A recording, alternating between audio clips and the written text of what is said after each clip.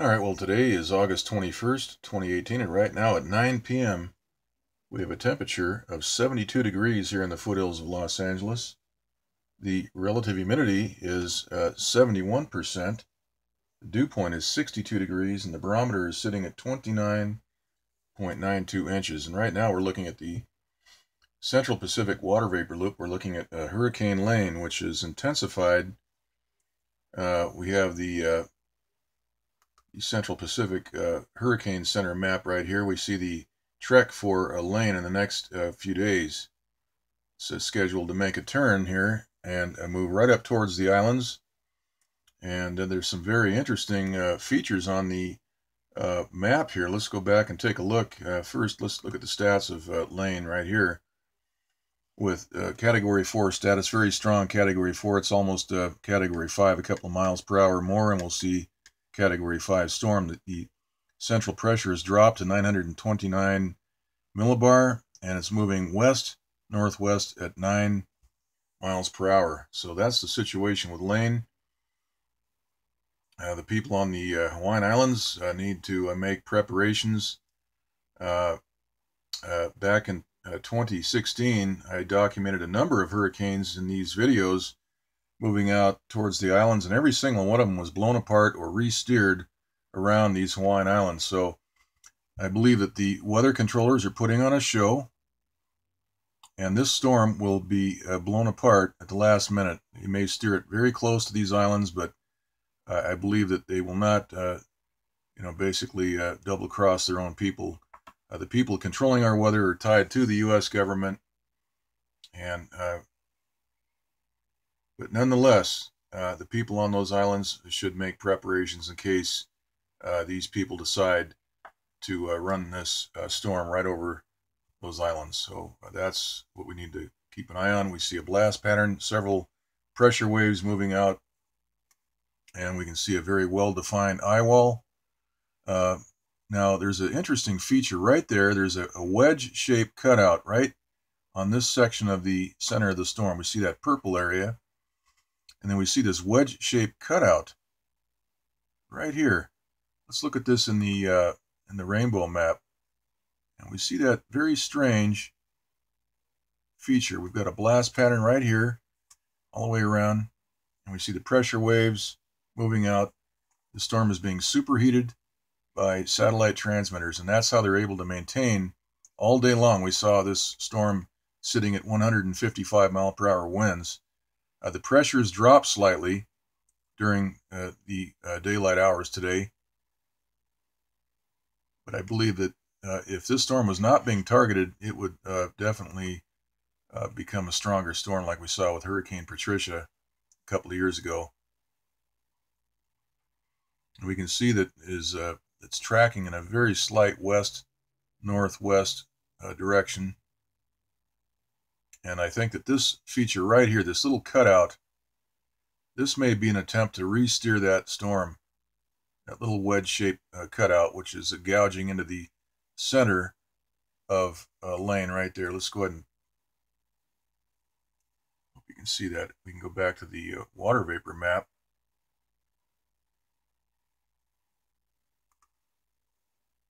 And we can see that cutout right there.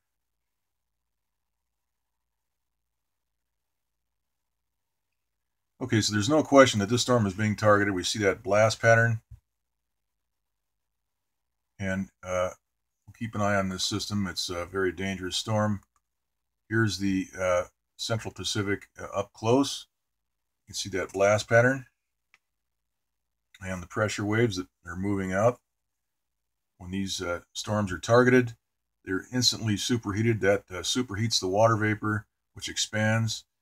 And what we're seeing is the rapidly expanding water vapor shooting out radially from the center of that storm all the way around.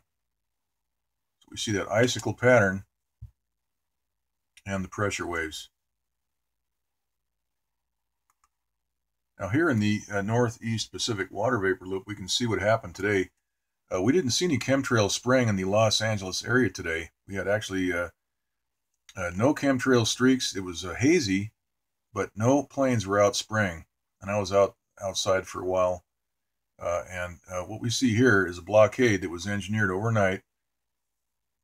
This sort of a triangular shaped cutout. And that has re-steered all this monsoonal moisture back into Arizona and out through Utah and Colorado and into Oklahoma and Kansas. We have some developing supercell right there, which is producing some rain.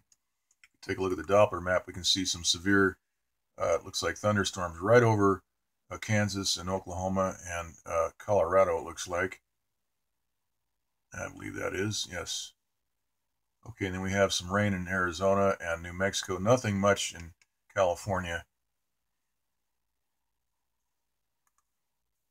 All right, so the people on Hawaii, we never know what's going to happen with these weather controllers. They threw us a curveball today with that blockade that we were just looking at here in the western U.S. Water vapor loop. I would have bet the farm that all this moisture was going to wrap back around into Southern California, and those jets would be upspraying. But we see that what they've done here, they installed this blockade, this triangular shaped blockade, which has a nearly straight edge right here, and that has redirected most of that moisture. And then here we have a dry upper level low. We can see moisture is not getting into this vortex. There is everything is spinning counterclockwise. We can see that water vapor is moving up towards Los Angeles right here.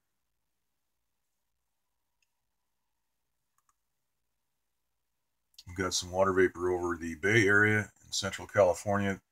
These people up in this area are probably seeing a lot of spraying because there's no precipitation on the Doppler map. Go back to that Doppler, we can see that California, there's no rain really except for right down in the, just looks like in the Anza Borrego Desert area. All right.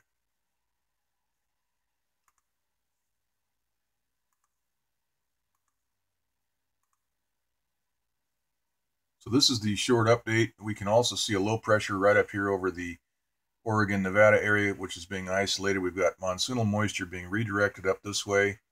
And we can see that there's been an effort to isolate this low pressure system, which would otherwise be drawing in all that warmer moisture into that vortex. They've got this isolated. We can see that very clearly in the water vapor map here. In the infrared, it's a little harder to see what's going on, but all this moisture would otherwise be flowing right towards that low pressure. Higher pressure always flows to lower pressure unless you have nefarious covert manipulation going on like what we're seeing right here. And right here we have another low that's being isolated. We've got partial jet stream right here. The last 3 weeks we've not seen much in the way of a continuity in the jet stream, but today we actually have some jet stream flow right here moving out through the West Pacific and through the looks like through the Aleutian Island chain. We have some high-speed flow over the central part of the country as well.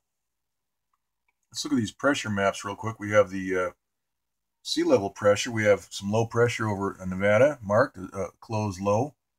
And we have some low pressure right here where all this monsoonal moisture is spinning clockwise because of high pressure that's stacked on top of this area.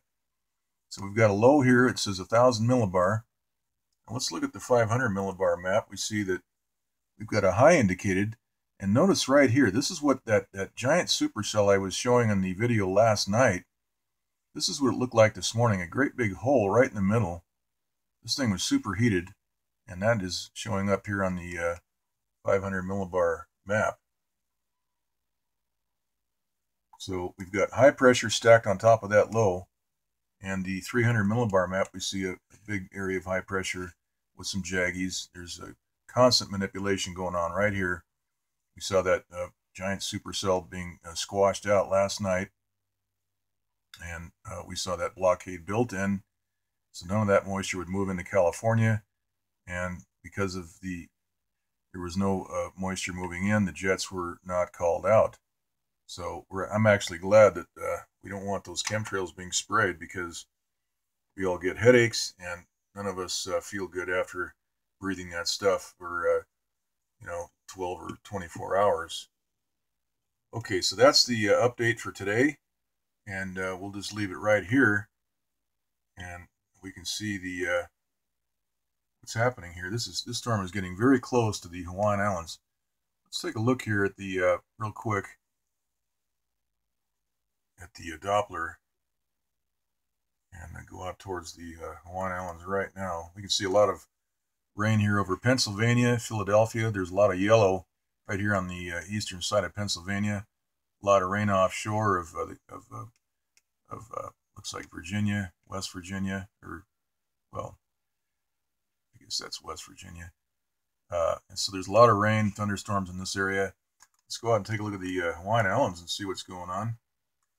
Zoom in, and we can already see some precipitation off the coast of the Big Island. Let's turn that off. Turn that off. Okay, sorry about that.